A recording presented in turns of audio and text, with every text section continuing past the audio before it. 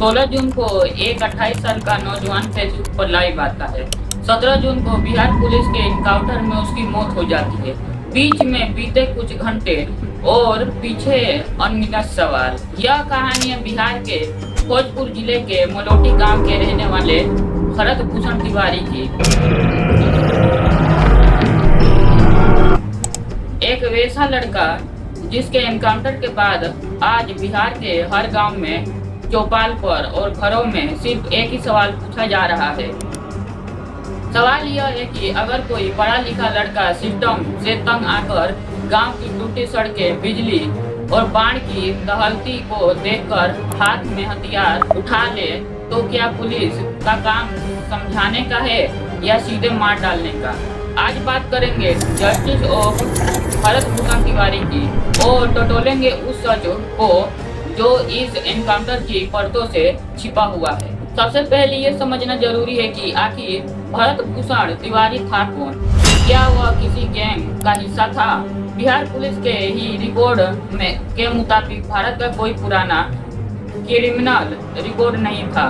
वह किसी गैंग या हिस्टीरियस बदमाशों की लिस्ट में भी शामिल नहीं था। वह बीएससी का एक पढ़ा लिखा छात्र था। यह धार्मिक प्रवृत्ति का था, बागेश्वर भापा का भक्त था और हिंदू राष्ट्र की बात को लेकर मध्य प्रदेश से पैदल यात्रा पर भी गया था। हर वक्त पिता की नजरों में वह भविष्य के सपने बुन रहा था और गांव में एक इलेक्ट्रिक बाइक का शोरूम खोलने के लिए लाइसेंस की अर्जी दे चुका था। सोशल मीडिया पर उसके कई वैसे वीडियो हैं जहां वह लोगों की मदद करता था। वह शहीद भगत सिंह की सोच से बहुत प्रभावित था और समाज में बदलाव होने को चाहता था। लेकिन एक पढ़ा लिखा लड़का अचानक हाथ में बंदूक क्यों उठा लेता है? 16 जून को भरत हाथ में पिस्तौल लेकर फेसबुक पर लाइव आता है और व्यवस्था को चुनौती देता है। और इसके बाद 17 जून को सुबह करीब 9 बजे शाहपुर पुलिस और एसटीएफ का टीम बिलोटा गांव पहुंचती है। वहीं से शुरू होती है दो अलग अलग कहानियां। पहली कहानी पुलिस का दावा है। पुलिस का कहना है कि जैसे ही टीम गांव में पहुंचती है तो भरत ने पुलिस को देखते ही फायरिंग शुरू कर दी। पुलिस ने उसे चेतावनी दी, वह नहीं रुका। उसने करीब 10 से 15 राउंड गोलियां चलाई।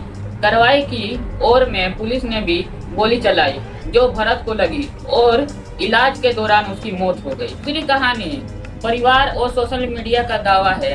दूसरी तरफ भरत की मां और उसकी बहन और गांव वालों का आरोप बिल्कुल अलग है। परिवार का कहना है कि यह एक सोची समझी साजिश है, फर्जी एनकाउंटर है। सोशल मीडिया पर एक वीडियो भी सामने आया है जिसमें भरत अपनी पिस्तौल नीचे फेंक देता है और कहता है कि लो मैं सरेंडर कर रहा हूँ।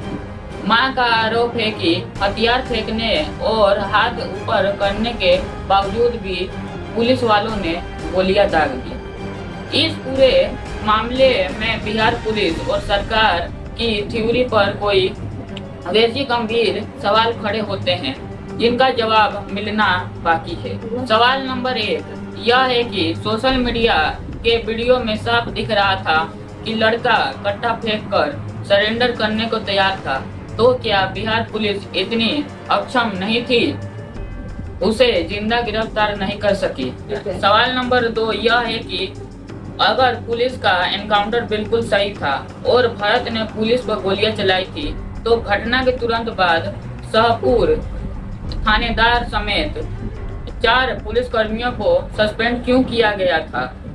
यह सस्पेंस खुद पुलिस की कहानी पर शक नहीं बढ़ता है। सवाल नंबर 3 यह है कि बिहार मुख्यमंत्री सम्राट चौधरी ने खुद माना था कि डीजीपी ने उन्हें जानकारी दी थी कि लड़का मानसिक रूप से थोड़ा परेशान था और उसे पकड़कर अस्पताल भेजना था।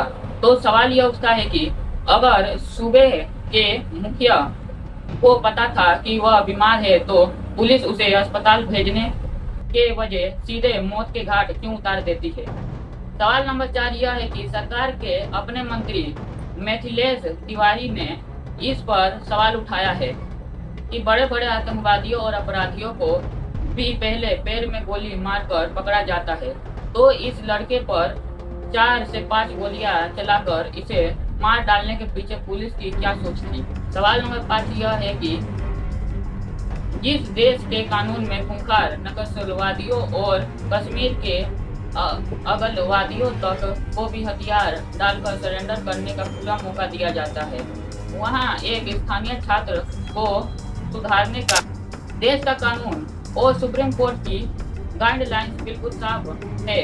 एनकाउंटर पुलिस का पहला नहीं बल्कि आखिरी रास्ता होना चाहिए। कानून हर एनकाउंटर की निष्पक्ष मजिस्ट्री जांच और मानवाधिकार आयोग को रिपोर्ट देना अनिवार्य है। नए कानून के तहत अगर यह साबित हो जाए कि सरेंडर हो चुके या निहत्थे व्यक्ति को मारा गया है तो यह आत्मरक्षा नहीं बल्कि सीधे तौर पर हत्या का मामला बनता है। इसमें पुलिस वालों को उम्र कैद से लेकर फांसी तक की सजा हो सकती है। भरत ने जो किया यानी हाथ में पिस्तौल लहराना और लाइव आकर धमकी देना, वह कानून बिल्कुल गलत था, लेकिन कानून को हाथ में लेने वाले को सजा देने का काम अदालत का है, पुलिस वालों का नहीं। एक माँ की गोद सुनी हो चुकी है। इंसाफ का तगाजा यही है कि इस पूरे मामले की कार्रवाई कोर्ट में की जाए। आजाद और निष्पक्ष जांच होनी चाहिए और पोस्टमार्टम रिपोर्ट जनता के सामने आए ताकि सच छिपे ना। याद रखिए, आज यह सवाल भारत के लिए उठ रहा है, कल यही आपके या हमारे किसी अपने के लिए भी हो सकता है। आप इस एनकाउंटर के बारे में क्या सोचते हैं? क्या इलाज सिर्फ गोलियां थी या कानून? आपकी राय कमेंट सेक्शन में जरूर बताइएगा। वीडियो अच्छी लगी हो तो ज़्यादा से ज़्यादा लाइक करें और शेयर करें और सब्सक्राइब करें हमारे चैनल को। शुरू से अंत तक बने रहने के लिए आप सभी दर्शकों का बहुत बहुत धन्यवाद। नमस्कार।